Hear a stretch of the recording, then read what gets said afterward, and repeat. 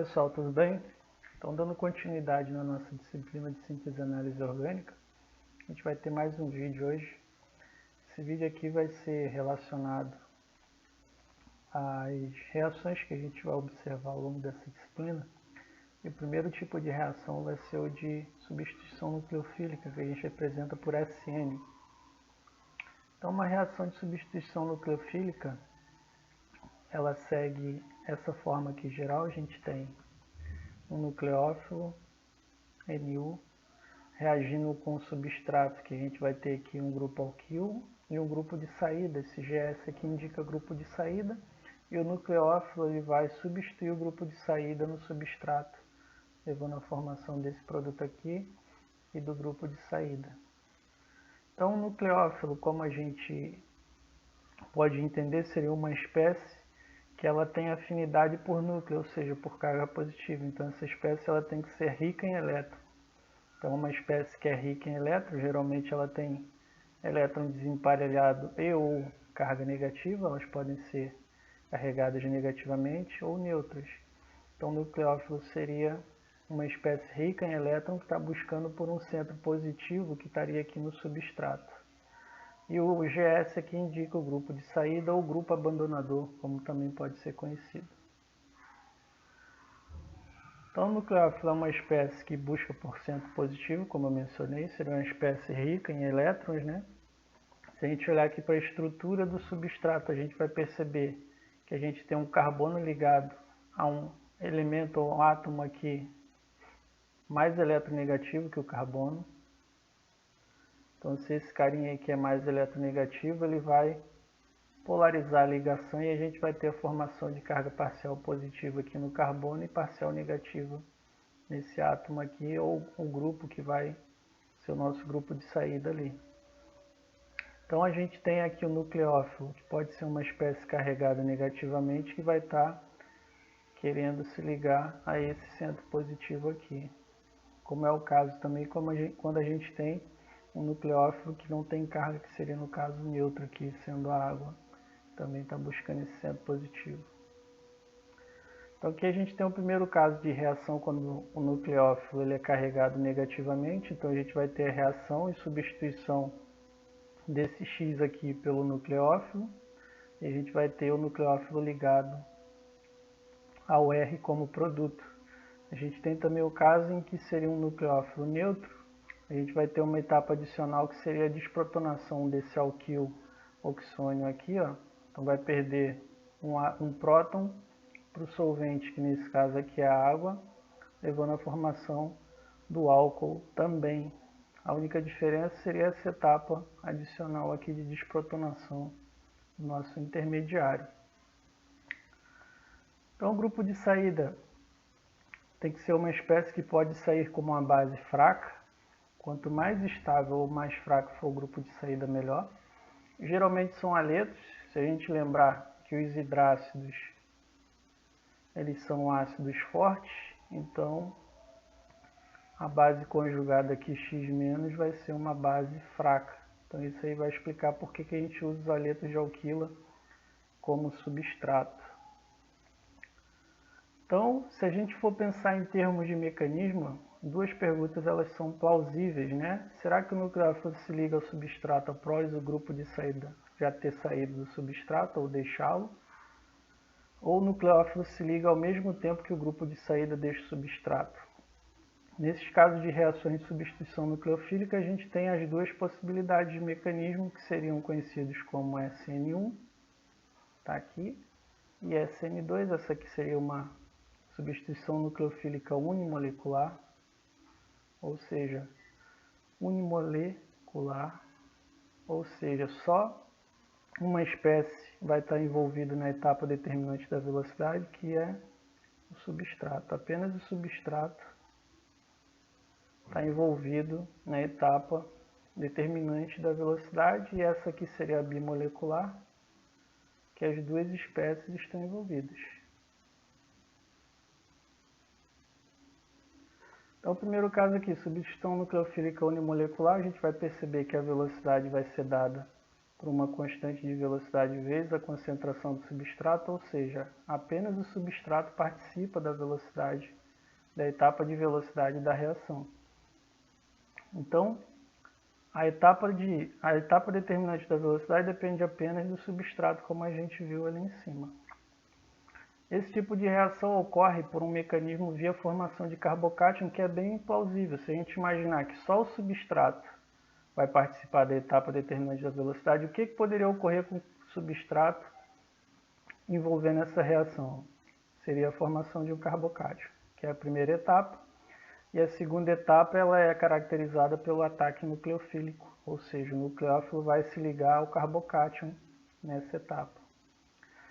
Nesse caso de mecanismo, a gente tem essa situação aqui onde os substratos mais volumosos eles são mais favoráveis a esse tipo de mecanismo. A gente tem aqui um haleto terciário.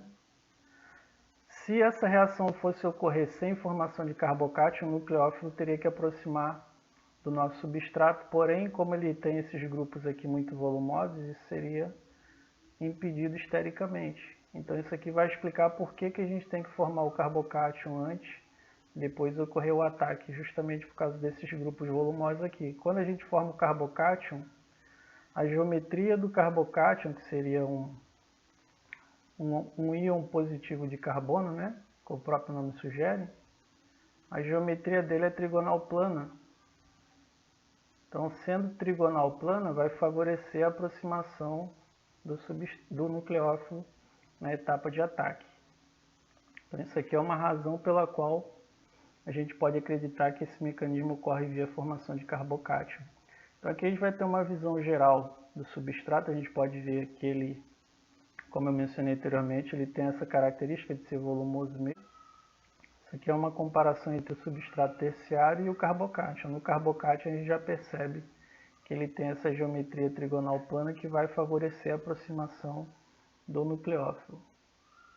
Então o mecanismo da reação, como eu mencionei, a primeira etapa aqui vai ser caracterizada pela formação do carbocátion. E o carbocátion ele tem a geometria trigonal plana, que vai favorecer a aproximação do nucleófilo aqui na segunda etapa. Então, na segunda etapa, o nucleófilo vai se ligar ao carbocátion e essa aqui seria a etapa rápida da reação. Se a gente avaliar aqui num diagrama de energia, onde a gente tem aqui nesse eixo a entalpia e aqui o caminho da reação, a gente vai perceber, para essa reação aqui específica, que seria desse haleto aqui terciário reagindo com a hidroxila, que vai atuar como nucleófilo aqui, a gente vai perceber o seguinte. Aqui nesse patamar de menor energia, a gente vai ter os reagentes. No nosso caso aqui, o mais importante vai ser o substrato, porque ele vai estar envolvido na etapa de velocidade da reação. Aí essa parte aqui dessa curva toda vai se caracterizar pela quebra da ligação entre o haleto e o carbono aqui. A gente vai chegar no ponto de maior energia, que seria o carbocátion, ainda com uma configuração que não é aquela que a gente viu, né, em termos de geometria molecular. Aqui ele ainda não está trigonal plano, então ainda tem um efeito de repulsão desses grupos aqui, que não estão distantes o suficiente. Então a gente tem um maior patamar de energia, que seria esse primeiro estado de transição aqui. No momento em que o carbocátion vai assumir essa geometria mais favorável, ele vai chegar nesse outro patamar de energia aqui menor em comparação com o anterior, como a gente pode ver aqui, ó. Então nessa etapa aqui o carbocátion já está com a geometria trigonal plana. Então a partir daqui já vai ocorrendo o ataque nucleofílico, a gente vai ter esse outro estado de transição aqui, essa outra energia de ativação, e no final a gente vai obter o produto da reação aqui. Estereoquímica da reação SN1, como a gente viu, ela ocorre via formação de carbocátion, sendo o carbocátion uma espécie com geometria trigonal plana, o ataque nucleofílico pode ocorrer via duas faces. Então, ocorrendo por essa face aqui, a gente tem esse produto. Se ocorrer por essa outra face aqui, a gente tem esse produto. Então, se a gente partiu de um substrato que tem um carbono assimétrico, Então a gente vai ver que o produto, como essas duas reações elas podem ocorrer na mesma extensão, ou seja, a probabilidade das moléculas atacarem por essa face é igual a dessa, a gente vai ter uma mistura racêmica. Então se a gente observar aqui o caso do 3-bromo-3-metilhexano, reagindo com água, como esse carbono aqui ele é assimétrico, então vai se formar um carbocátion que vai possibilitar o ataque da água pelas duas faces, e a gente tem a formação de uma mistura racêmica, que seria opticamente inativa porque 50% vai desviar a luz plano polarizada num sentido, 50% no outro, as duas vão se anular, então vai ser opticamente inativo, como está aqui. Então, para as reações bimoleculares, ou SN2, a gente tem a velocidade da reação sendo igual a K vezes concentração do nucleófilo vezes a concentração do substrato. Então, as duas espécies vão participar da etapa determinante da velocidade. Então, como está aqui, a etapa determinante da velocidade depende do nucleófilo e do substrato. Ela vai ocorrer em uma única etapa, o que a gente conhece como reação concertada, ou seja, o nucleófilo vai se ligar ao substrato e no momento que ele ataca, vai começar a ocorrer a quebra da ligação entre substrato e grupo de saída. Então, se a gente vai imaginar que o nucleófilo vai ter que se aproximar do carbono positivo, então a gente tem que esperar que as moléculas ou substratos que vão favorecer isso sejam pouco volumosas. Então, ela vai ter que ter pouco volume, vamos dizer assim, vão ter que ser pouco volumosas, que é o que vai ocorrer quando a gente tem um substrato metínico. A gente tem um aleto ligado ao CH3 aqui, seria o melhor caso possível para isso. Então, o mecanismo da reação, a gente vai ter o ataque nucleofílico, o nucleófilo vai entrar no sentido oposto em relação ao grupo de saída, então ele vai entrar por trás aqui, vai provocar um efeito que a gente conhece como guarda-chuva.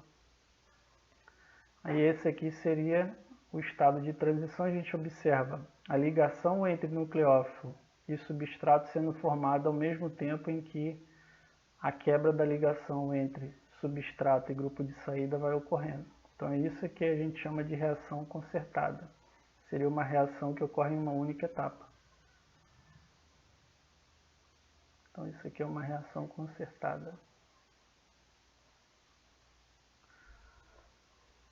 Se a gente avaliar aqui o diagrama de energia, a gente vai perceber isso aqui, ó. O nucleófilo vai se aproximando do substrato por trás em relação ao grupo de saída. Então ele começa a se ligar aqui no substrato.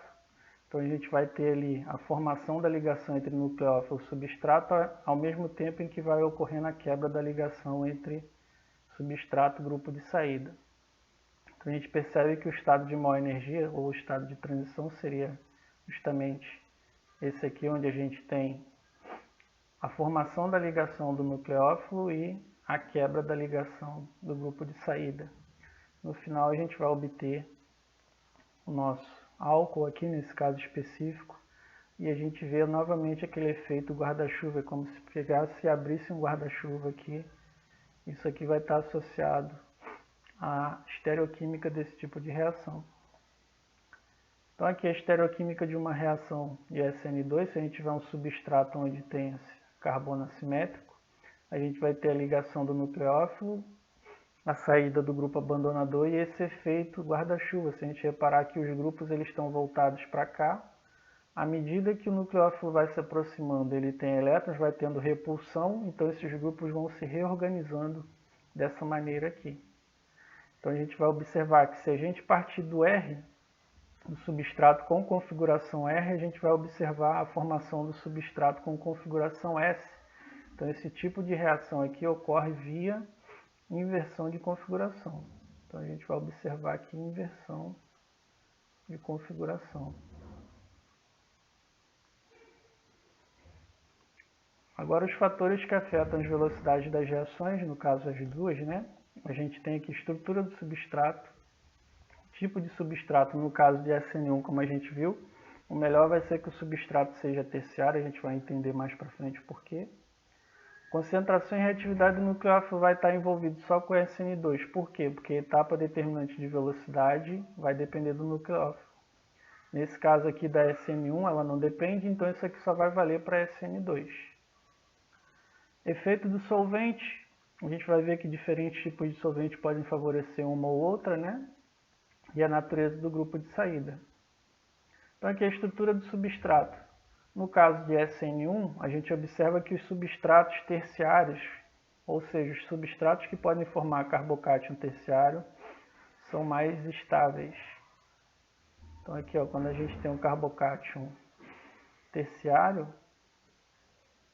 a gente tem um carbocátion mais estável. Isso vai se dar porque os grupos alquil que estão ligados a esse carbono positivo aqui, eles podem deslocar a densidade eletrônica via um fenômeno conhecido como hiperconjugação.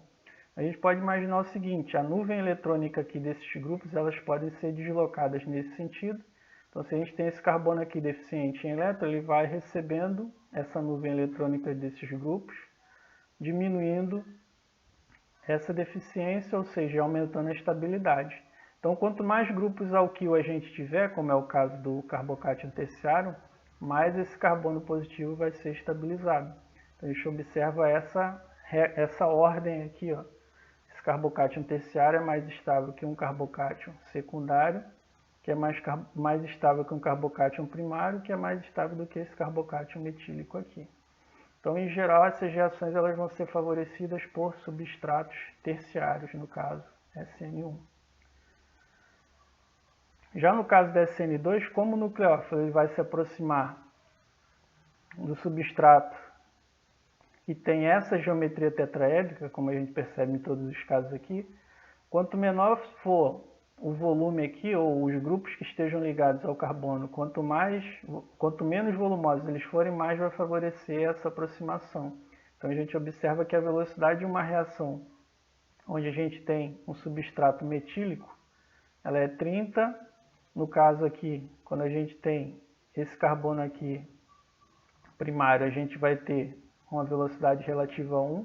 No caso do carbono secundário, 0,03. E no caso do carbono com esse outro grupo aqui, ó, bastante volumoso, a gente vai ver menor ainda.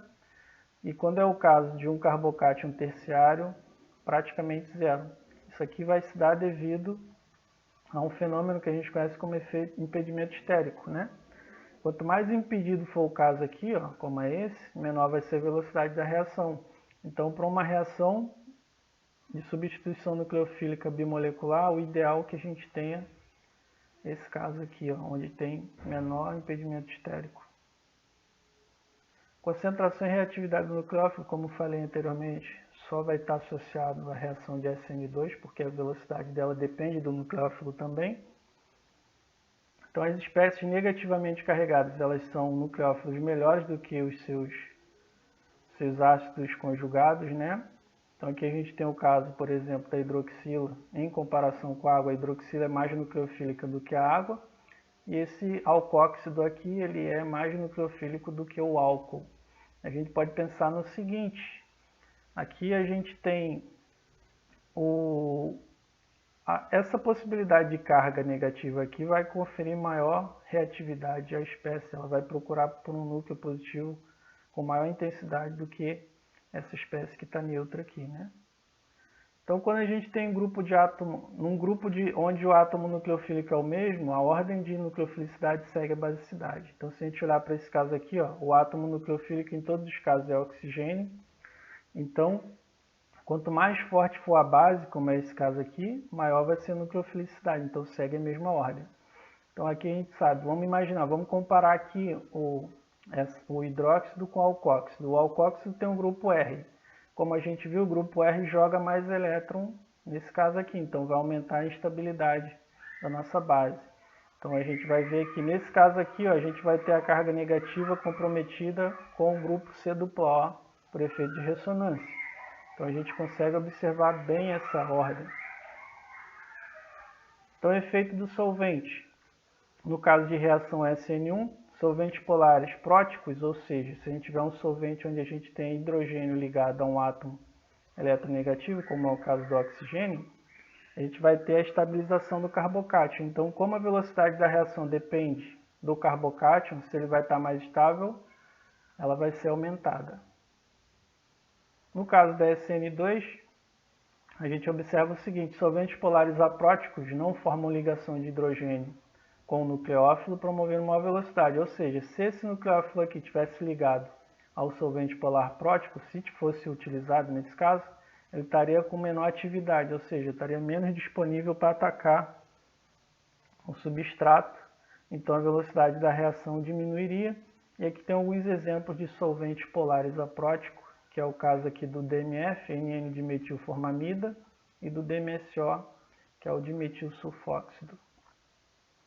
Então, a natureza do grupo de saída, como a gente viu anteriormente, o grupo de saída melhor vai ser um que seja uma base mais fraca. Então, as bases fracas são melhores grupos de saída. No caso de aletos, como a gente viu, é bastante comum a gente usar um substrato que é um aleto de alquila. Então, a ordem vai ser essa aqui, ó. Então, os aletos em que a gente tenha iodo, o iodeto ele é uma base mais fraca do que o brometo, então ele vai ser um melhor grupo de saída. Então, o iodeto é melhor grupo de saída que brometo, que é melhor grupo de saída que cloreto, que é muito melhor do que o fluoreto. Aqui a gente pode imaginar o seguinte, a gente tem uma carga negativa em todos os casos. Quanto mais dispersa essa carga tiver, mais estável vai ser a base. Como o iodo ele tem um volume maior, então essa carga vai estar dispersa numa região maior em comparação ao brômio e segue essa mesma lógica aqui. Então isso vai indicar por que o iodeto vai ser um melhor grupo de saída. Então esses aqui são alguns aspectos iniciais desses tipos de reações. Eu recomendo que vocês façam algumas leituras, né, de alguns livros de base aí, como é o caso do Solomons, McMurray, entre outros aí. Espero que a aula tenha sido útil e obrigado pela atenção de todos.